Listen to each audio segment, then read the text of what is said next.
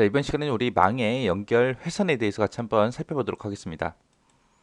자, 일단은 여기서 나오는 용어들 먼저 좀 간단하게 보고 지나가도록 할게요. 여기 이제 보다 보면은 이제 누하라는 말이 나와요. 누하라는 말도 나오고 이제 감세라는 말도 나옵니다. 자, 일단은 누하가 뭔지 감세가 뭔지 요거부터 살펴보고 지나갈게요. 자, 우리가 수도꼭지에서 이제 물 새는 거 있죠. 내가 분명히 세수를 하고 나서 수도꼭지를 꽉 잠갔는데 물이 똑똑똑똑 새요. 그렇게 물이 새는 걸 보고 우리가 누수라고 하죠. 그 누수 친구가 누하예요. 누하다라고 하게 되면 데이터가 새는 걸 보고 얘기합니다. 해서 송신 측에서 데이터를 100개를 보냈어요. 그럼 수신 측에서 데이터 100개 받는 게 정상이죠. 정상인데 누화가 생기게 되면 분명히 나는 데이터 100개를 보냈는데 상대방한테 너 몇 개 받았어? 물어보니까 90개밖에 못 받았대요. 그럼 중간에 날아가다가 10개가 사라진 겁니다. 그런 걸 보고 이제 누화가 생겼다. 누하라고 그렇게 불러요. 그렇게 해서 누하다 그러면 이제 데이터가 새는 걸 보고 얘기해요. 이러면 이제 오류가 생기겠죠. 그 다음에 감세다라고 하게 되면 내가 야구공을 힘껏 집어 던져요. 야구공을 힘껏 집어 던졌을 때 그 야구공이 지구 끝까지 날아가요? 아니죠. 날아가다 중간에 떨어지잖아요. 그렇게 날아가다가 힘 빠져서 중간에 떨어지는 걸 보고 우리가 감세라고 합니다. 그러면 누하다 감세다 그러면 이런 거는 좋은 거예요, 나쁜 거예요? 나쁜 거죠. 그래서 감세가 생길 때 이 감세 현상을 줄이기 위해서 중간중간에 이제 설치하는 게 있어요. 그 설치하는 게 리피터라는 장치요. 리피터라는 장치가 우리말로는 증폭기죠, 증폭기. 자, 증폭기다라고 하게 되면 우리 마이크 생각하면 돼요. 마이크를 사용하게 되면 내 목소리를 더 크게 만들어서 이제 멀리까지 날아갈 수 있게 그렇게 도와주잖아요. 그래서 이 데이터 통신에서도 내가 만약에 서울에서 부산까지 데이터를 보내겠다라고 했을 때 중간에 분명히 내가 뿅 하고 전송을 해주게 되면 중간에 힘이 빠져서 감쇄가 생겨서 중간에 떨어질 거예요. 그래서 중간중간마다 리피터라는 장치를 꼭 설치를 해줘야 됩니다. 그래야 목적지까지 데이터가 날아갈 수 있어요. 그래서 감쇄 현상을 줄이기 위해서는 반드시 무슨 장치가 중간에 필요하다? 리피터, 증폭기가 필요하다라고 그렇게 기억하시면 돼요. 해서 우리가 통신할 때는 누화가 됐든 감쇄가 됐든 이런 게 일어나지 않아야죠. 그래야 정상적으로 통신이 되겠죠. 자, 이제 첫 번째 거부터 볼게요. 꼬임선이요. 꼬임선이다. 그럼 말 그대로 선들을 꼬아놓은 거예요. 선들을 꼬아놓은 게 우리 꼬임선이고요. 이 꼬임선은 가장 대표적으로 우리가 많이 쓰는 게 우리 인터넷 선 있죠. 집에서 쓰는 거. 우리 인터넷 하기 위해서는 컴퓨터 본체에다가 인터넷 선을 꽂아야 되잖아요. 그 인터넷 선이 이 꼬임선으로 되어 있습니다. 이 꼬임선의 종류에는 UTP라는 게 있고요. STP라는 게 있고 이렇게 두 가지가 있어요. UTP다라고 하게 되면 이렇게 빨간색 선, 노란색 선, 초록색 선, 까만색 선하고 이렇게 있을 때 이 각각의 색깔의 선들끼리 서로 꼬아 놓은 거예요. 꼬아만 놓은 게 UTP고요. 그 꼬아 놓은 것들끼리 또 하얀색 이런 피복으로 묶어 놓은 걸 보고 우리가 STP라고 그렇게 부릅니다.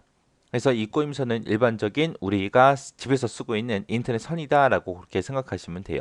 그래서 정기적인 그런 간섭 현상을 줄이기 위해서 균일하게 색깔별로 감겨 있는 형태, 꼬아놓은 형태를 보고 우리가 꼬임선이라고 하더라. 얘는 가격이 저렴하고요. 설치가 간편해요. 그리고 거리가 됐든 대역폭이 됐든 데이터 전송률 면에서 제약을 많이 받습니다. 그리고 다른 전기적인 신호에 간섭이나 잡음 이런 거에 영향을 받기가 쉬워요.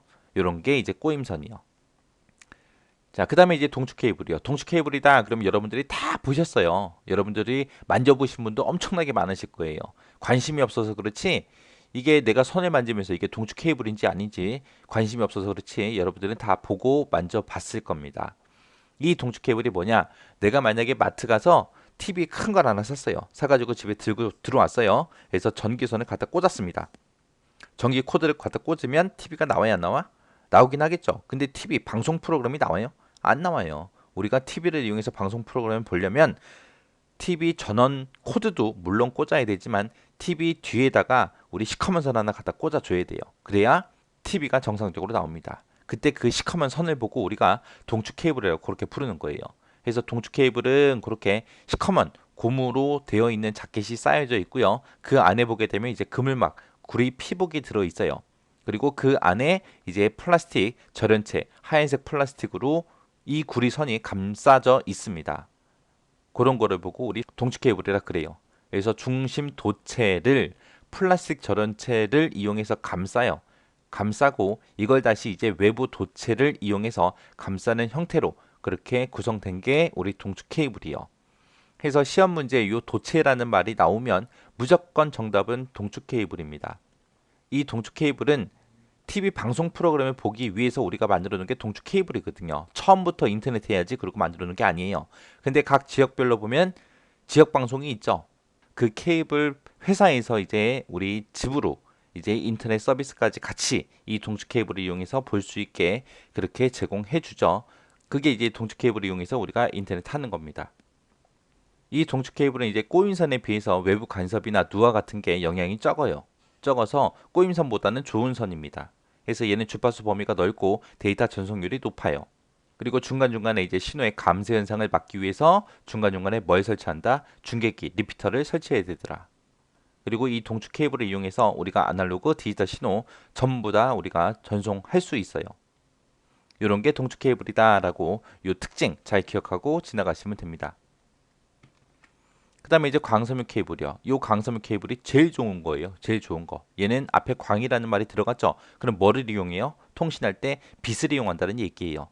그래서 이 광섬유 케이블 안에서 이제 빛이 왔다 갔다 해야 됩니다.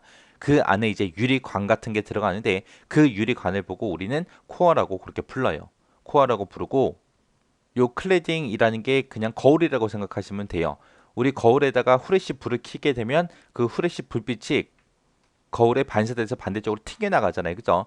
그런 반사 역할을 해주는 게 우리 클레딩이라는 게 있어요. 그리고 외부에 이제 빛이 새어나가지 못하도록 그렇게 이제 자켓으로 싸놓은 거예요. 그래서 코아다라고 하게 되면 코아는 빛이 실제로 지나다니는 통로, 그 통로를 보고 우리가 코아라고 합니다. 이 코아를 만들 때 이제 유리를 원료로 해서 가느다란 그런 광섬유 여러 가닥을 묶어서 그렇게 케이블 형태로 만들어 놓은 걸 보고 우리가 코아라고 해요. 그래서 이 광섬유 케이블을 다른 말로 우리가 광케이블이라고 그렇게 부르기도 합니다. 해서 내가 여기서 데이터를 전송을 하겠다라고 해서 빛을 쏠 때 대각선으로 이렇게 뿅 하고 쏩니다. 쏘게 되면 클레딩에 이제 반사가 돼서 반사가 되고 반사가 되고 반사가 되고 해서 이렇게 이제 광 신호가 전송이 되는 거예요. 해서 얘는 무슨 현상을 이용해서 데이터를 주고받는다? 빛의 반사 현상이요. 빛의 반사 현상을 이용해서 데이터를 주고받고 하더라. 그래서 이 광 케이블이 제일 좋은 거예요. 그래서 여기 특징에 보게 되면 여러 가지가 있는데 이 특징들 보면 다 좋은 말밖에 없습니다. 얘는 대역폭이 넓다. 대역폭이 넓어서 이제 전송률이 뛰어나다. 그리고 데이터 손실이 적다. 원거리 전송, 원거리 통신에 이용된다. 대역폭이라는 말이 나오는데 대역폭이라는 말은 데이터가 지나다니는 통로의 크기를 보고 얘기해요. 우리 차선의 폭, 도로 폭이라고 생각하시면 돼요. 도로 폭이나 대역 폭이나 똑같다. 그렇게 기억하시면 됩니다. 그리고 중간중간에 이제 리피터 설치 간격이 넓다. 설치 간격이 넓다. 그러면 이제 리피터를 적게 설치해도 되겠죠.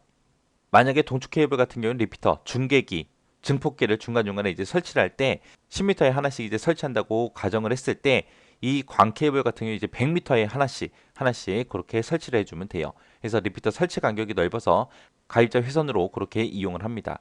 다른 전송 매체보다 다른 거 이제 꼬임선이 됐든 동축 케이블이 됐든 그런 전송 매체보다 크기가 작고 가벼워요. 그리고 이제 충격이나 잡음 같은 게 적습니다.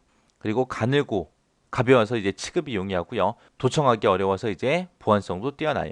그리고 다른 전송 매체에 비해서 정보를 전달해주는 그런 안정성도 가장 높습니다. 근데 이제 광 케이블하고 중간중간에 이제 연결을 시켜줘야 되잖아요. 그때 이제 연결할 때 연결이 어려워서 설치할 때 이제 고도의 기술이 필요합니다. 설치 비용은 비싸요. 설치 비용은 비싸지만 리피터 설치 간격이 크다 그랬죠. 커서 리피터 소요가 적어요.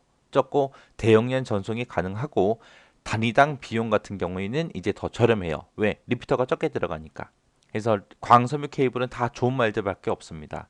우리가 인터넷을 할 때 가장 좋은 선이 광섬유 케이블이다. 그래서 다 좋은 말들밖에 없더라. 해서 시험 문제 만약에 광섬유 케이블에 대한 설명이다. 틀린 거 찾아라 라고 했을 때 좋은 것들 빼고 그냥 나쁜 거 찾으면 돼요. 안 좋은 거. 우리 통신할 때 안 좋은 게 누화나 감쇄라 그랬어요. 누화가 됐든 감쇄가 됐든 그런 거는 안 좋은 거라고 했습니다. 그래서 광 케이블은 다 좋은 거다라고 그거 하나만 잘 기억하시고 특징들 구분할 수 있게 여러분들이 보시고 정리하시면 됩니다.